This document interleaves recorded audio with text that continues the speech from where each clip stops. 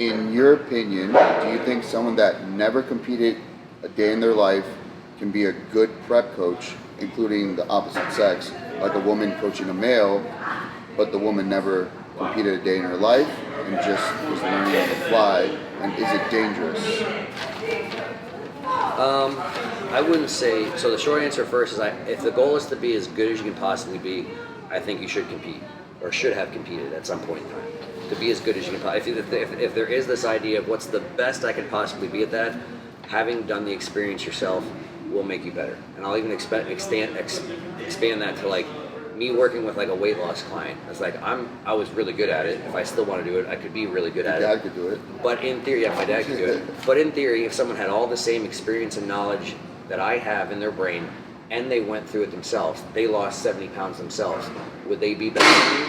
By some definition of better, yes, because there's a whole lot of things they actually physically went to. There's an emotional depth that they can actually experience that will help them translate or relate to their goal and ultimately just come down and communicate better, more so than just the X's and O's, with someone that's going through that same journey. Even if some of it's only like superficial, where the fact that someone coming into this ultimately will have more trust in that person, be like, oh my gosh, like I'm here to lose 70 pounds and you lost, so like that's half of it is like, I know where you've been up in there, like let's hold hands and hug and talk about our feelings. And honestly, so some of it might even be a perception created in the mind that actually has nothing, because you could still actually be horrible at your job, right? You could have lost 70 pounds but still suck. But if we're looking at absolutely everything involved in it, technically having walked the walk and actually gone through the experience itself, the same leading thing. yeah, it'll make you better. And if for nothing other than like not necessarily the X's and O's, but just other stuff as well too, because so much of like a prep is like dealing with a bunch of shit that, especially your first one, is like you don't know what's coming. Honestly, especially for females, like prep for females is worse than prep for males for the most part, just because again, hormonally it's different, and obviously hormonally males and females are different, so you go through different things. That being said, I prep females, and obviously a lot of it I can relate to, but some of it I can't. And so again, I wouldn't say that someone's never done a show shouldn't prep people that or whatever, but honestly I just think that I guess the answer is you will be better at it if you've gone through it yourself. Not coming from a perspective of an athlete. Yeah, so I mean, yeah, if there's, should they go towards not should, but like for health benefit, like long term? Because I mean, do you think the whole like new culture of like more chemical bodybuilder now is like was brought up by those coaches who just were not, they didn't walk the walk? So what I tell her is that like what I see is that a lot of coaches, since they don't have the experience, they just base their knowledge off of compounds and like drugs to build a foundation for their athletes, and like just throw spaghetti on the wall. I mean, it's very dangerous. Oh shit! That works. All right, just keep doing that, and that's all they know is that instead. I don't think that has much to do with personal experience. Just more so with because they don't have personal experience. That's what I'm saying. Why. So I don't think personal experience would actually prevent that, because so many people, because even like again, most people's personal experience already is that. So again, most people wouldn't know based on their own competing experience if they competed the right way or the wrong way. Because so many people, if we're saying like you going through it yourself will give you some knowledge of how to do it healthier, I would say, if there's this ideal way to go through it, the majority of people aren't going through it that way right now, right? So if 80% of people going through it now aren't going through it the best possible way, then them just having gone through it that way, they wouldn't even know to teach people like, hey, this is the better way. So I honestly think it comes, like that's half of the reason I don't like it. I think it generally the more important thing would be, do they actually care about their athlete? And if they do really care about their athlete, it comes to being honest and transparent of like, do they actually know what the hell they're recommending this person does, and the potential consequences of everything that comes along with that. Because again, I think that's for males and females, so much of it is based off of, this is what I have all my athletes do.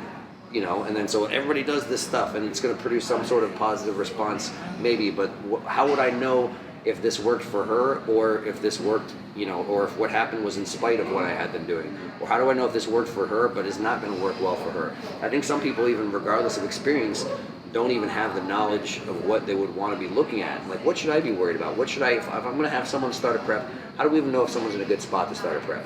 What are even the things I would look for? Because no one ever, almost never now, unless it's something catastrophic. So if someone's 12 weeks out, coming up to a show, what should I maybe be looking for at 6 weeks out? Should I maybe not be doing this show? Because like right now what happens is people are going to do the show no matter what, unless they literally end up in the hospital or they just look so bad that they're like, I can't do the show or something like that. And obviously that's the balance, because the sport in and of itself isn't healthy.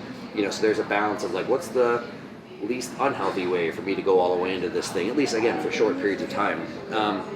So it's a tough thing, because I would honestly say, again, I think the same thing holds true if someone is concerned for their athletes, they actually know the things they're looking for, and they've gone through it themselves, ideally both ways, right? They did it the wrong way, then they did it the right way, and then they learned, because it's not, you can't even just base it off of your own experience. Even if you did the wrong way and then you found out the right way, that's still for you.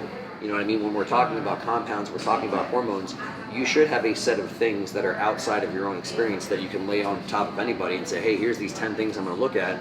Based off of these 10 things, is this working? Is this not working? Should we pull the plug? Should we prep? Should we not prep? And so again, it's like I said, if we're talking, like even saying, looking at guys for the example again, someone could be, because if we say, well, let's say there's 10 things that make a great prep coach, one of those 10 things is they did it themselves. You could have somebody that's so amazing at 9 things, and we know a ton of people, because we know people that did it themselves that are fucking horrible at everything else, right? So it's just one thing. So again, there could be somebody that has never prepped, has never done a show themselves, that I think could be a better prep coach than someone that has done shows. Because again, that reason, it still is just one component. So if there's the ideal, if your goal is to be as good as you can possibly be, I think you should do shows, or at least a couple shows yourself to go through the experience. But I wouldn't say that to say that you absolutely shouldn't coach people. The thing is, I honestly think it comes back to like transparency as well too. If you're prepping people, they should at least know that you haven't done it.